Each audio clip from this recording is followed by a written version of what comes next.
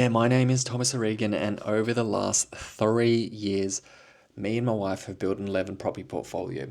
Recently, I've just sold some of the properties, maybe about a third of the property portfolio, and that has netted me a profit of $650,000. So that's pretty cool.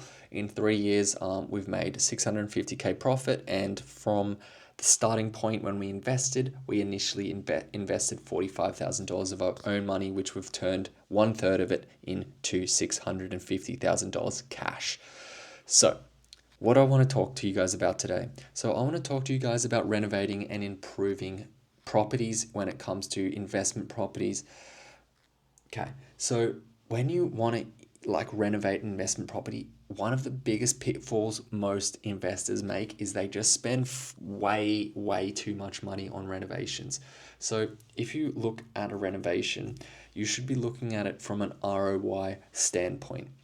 So what I mean by that is if you're an investor, obviously you're wanting to have buy investment properties for the purpose of putting tenants in there so you can get some sort of return.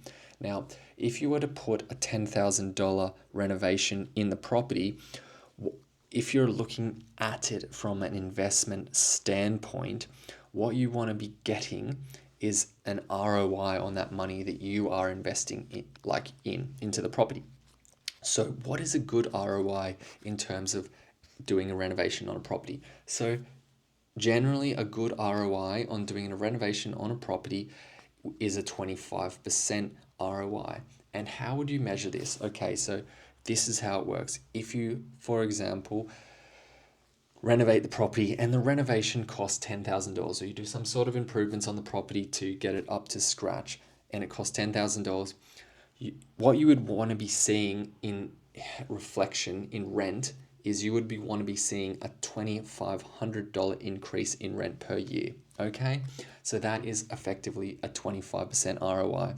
Now, if for example you're spending 100,000, like just to put a crazy example out there that's stupid, but this is what some people do. I wouldn't recommend it.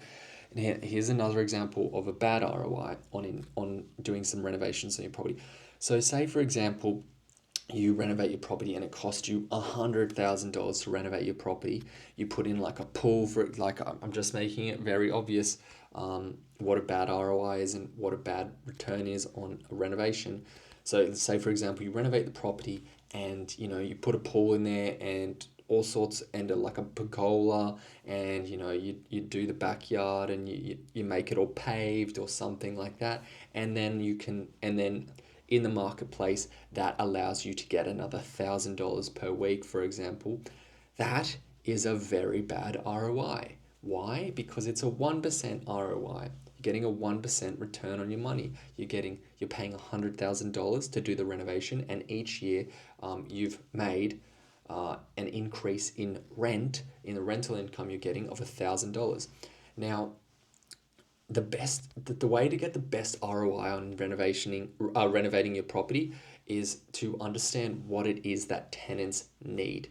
Okay, so for example, if your property is quite run down and you paint it, that usually most of the time that is what gets the best ROI on a property.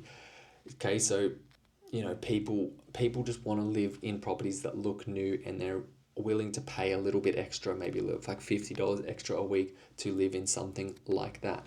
And $50 extra a week, it's about $2,600 per year, and that equates to, if you spend $10,000 on painting, that equates to about a 26% ROI, which is a good ROI.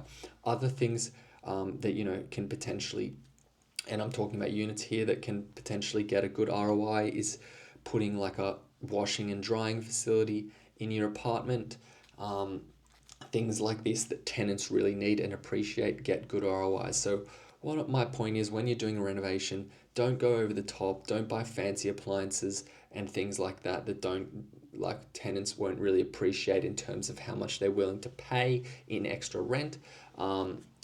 Just be very I guess money orientated, be very practical, and thoughtful in how you're going to get a return on your investment, because it's very easy to get carried away when you're a first time property investor or whatever, to make it very nice and over the top and take advice from like real estate agents and things like that about, you know, all the fancy stuff, and you need to put in your apartment to make it super nice, when the reality is you doing that won't really yield you any benefit in return on money, return on investment.